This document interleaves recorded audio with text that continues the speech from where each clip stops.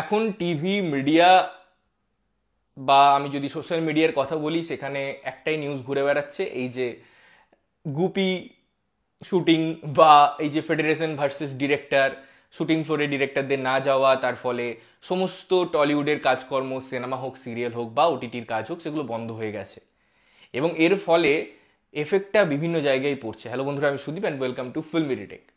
কথাবার্তা হচ্ছে যে এই যে পুজোর সিনেমা, সেখানে কে করবে, রাহুলের উপর ব্যান, এই ঘটনাটা থেকে এত বড় একটা সিন ক্রিয়েট হচ্ছে, যেটার ক্ষতি, যেটার জন্য প্রভাব আপাতমস্তক সব জায়গায় পড়ছে, সব ডিপার্টমেন্টে পড়ছে। এই নিয়ে আমি ভিডিও বানিয়েছি এর আগেও, তাই বিশদে আমি আর গেলাম না। আপনারা হয়তো এখন অবধি সব কিছুই জানতে পেরে গেছেন এবং আমরা বিভিন্ন ডেভেলপ দেখছি, এই জায়গায় মিটিং, ও জায়গায় মিটিং। এখন রাজ্য সরকারের যে হস্তান্তর বা হস্তক্ষেপ, সব জায়গাতেই এই ব্যাপারটা চলে গেছে, বড় পর্যায়ে চলে গেছে। আলটিমেট কি সলিউশন হয়, কবে থেকে শুটিং হয়, সেগুলো আমরা দেখবো। এবারে দেখুন, খাদান যে সিনেমাটা একটা বড় বাজেটের সিনেমা এবং আমরা অনেক দিন ধরে অপেক্ষা করছি, কারণ দেবদার যে একটা কমার্শিয়াল অ্যাপ্রোচ ছিল, যে জন্য আমরা দেবদাকে এত ভালোবাসি, সেই অবতারে আবার তাকে কামব্যাক করতে আমরা দেখতে পাবো খাদানের দ্বারা, যেটা একটা হিউজ ভালোবাসার জায়গা, ভালো লাগার জায়গা আমাদের মতো অডিয়েন্সের জন্য, যারা দেবদার, জিদ্দার সিনেমা দেখে বড় হয়েছি। তো এইরকম একটা বাজেট পূর্ণ সিনেমা, এরকম একটা লোকবলপূর্ণ সিনেমার শুটিং কিন্তু বন্ধ হয়ে গেছে এই ঘটনার জন্য। এবারে দেখুন, আমি বলছি না যে শুধুমাত্র খাদানের জন্যই আফসোস করতে হবে, বাকি অনেক সিনেমা ছিল যেগুলোর শুটিং হয়নি, পুজো রিলিজ আছে সামনে, সেখানেও অনেক সিনেমা আসবে। বাট এই যে আরেকটা স্টেটমেন্ট পাওয়া যাচ্ছে এসবিএফ এর তরফ থেকে, যেটা আমি পড়ছিলাম, যে পুজোর সিনেমা রাহুলই শুটিং করবে, কিছুদিন দেরি হবে। তো কিছুদিন দেরি হবে মানে বাংলা সিনেমার একটা স্ট্যান্ডার্ড তো আছে, একটা গুণগত মান তো আছে। আমি একটা মেল পড়লাম, এসবিএফ এর তরফ থেকে গেছে, যেখানে মেলটাই যে বডিতে লেখা আছে না, সেটা নিয়ে কেউ কথা বলছে না। ঠিক আছে, আজকে এই যে এত প্রতিবাদ, এত আলোচনা, এই ডিরেক্টর গিল্ডের যে ভূমিকা, সব কিছুর ঊর্ধ্বে ওই মেলটা, আমি মেলটা নিয়ে একটা সেপারেট ভিডিও বানাবো এবং বেশ গুরুত্বপূর্ণ, বেশ হাইলাইট করার মতো পয়েন্ট ওই মেলটাই আছে। আমি আবারও বলছি, এটা নিয়ে কেউ কথা বলবে না, বা হয়তো অনেকের বলার সেই স্পর্ধাটা আছে কিনা আমি জানি না, বাট আমার কাছে আছে, আমি বলবো। এটা নিয়ে সেপারেট ভিডিও হওয়া দরকার, বিকজ অনেক কিছু জিনিস ওখান থেকে অ্যানালাইসিস করে বার করা যায়। এবারে আসি যে এই যে পুজো রিলিজ, তার আগে একটা সিনেমা তৈরি করতে তো টাইম দরকার, একটা ভাবনা চিন্তা থাকে, একটা প্রসেস থাকে, তার পোস্ট প্রোডাকশন থাকে। তো সেই জায়গায় 10 দিন একটা ডিলে হয়ে যাওয়া, প্রায় আগস্টে এসে সিনেমাটা যদি শুটিং হয়, মাত্র 2 মাসে সেটা কতটা সিনেমা তৈরি করব বলে সিনেমা তৈরি করা, আর ওই যে আমি বলছিলাম যে জাস্ট বিজনেস প্রসপেক্টসে সিনেমা তৈরি করা, এই যে দুটোর ব্রিজ, এটা কোথায় গিয়ে মেলে সেটা দেখার অপেক্ষায় থাকবো। এবারে আসি খাদানের কথায়।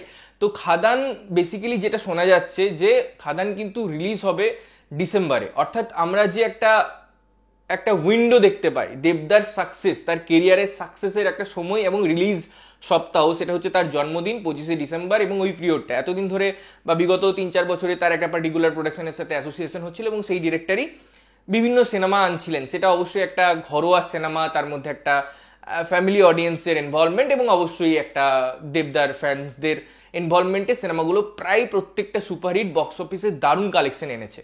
এবারে এই উইন্ডোটা না দেবদার জন্য খুব ভালোভাবে কাজ করে। সেক্ষেত্রে এবছর কিন্তু যা শোনা যাচ্ছিল, যেটুকু নিউজ আসছিল, যে ওই পার্টিকুলার প্রোডাকশনের সাথে অ্যাসোসিয়েশন না করে খাদান সিনেমাটা ডিসেম্বরে আসবে, এবং যেটা আমার কাছে খুব ভালো খবর, কোনো অসুবিধা নেই তাতে। কারণ একটা বড় সিনেমা আসছে, ওই যে বড়দিনের একটা ছুটি, একটা উৎসবের মেজাজ, শীতকাল, সব মিলিয়ে মানুষ বড় পর্দায় একটা সিনেমা এনজয় করবে, সেখানে লার্জার দেন লাইফ বিগ গ্র্যান্ডার যদি দেখতে পাই, ক্ষতি কি? এবং খাদানের যেরকম স্কেল, যেরকম নিয়ে কথাবার্তা শুনছি, সেক্ষেত্রে তো এটা একটা খুব ভালো জিনিসই, অবশ্যই ভালো জিনিস। কিন্তু একটা সিনেমার একটা প্ল্যানিং থাকে, কয়েকটা দিন থাকে, কয়েকটা শুটিংয়ের ডেটে অনেক লোকের ইনভলভমেন্ট থাকে, একটা প্ল্যানিং থাকে। সেই জায়গায় শুটিং বন্ধ হয়ে যাওয়া 1 দিন, 2 দিন, 3 দিন, সেক্ষেত্রে কিন্তু এই বড় সিনেমাগুলোর জন্য আরও বেশি হার্মফুল। কারণ একটা ছোট সিনেমা আমি এক কামরায় শুটিং করছি, সেখানে তাও ম্যানেজেবল, কারণ ওই ফর্মেটেই সিনেমাটা শুটিং হয়। বাট যখন লার্জ স্কেল থাকে, তখন শুটিং পারমিশন যেগুলো হয় আর কি, বেসিক্যালি একটা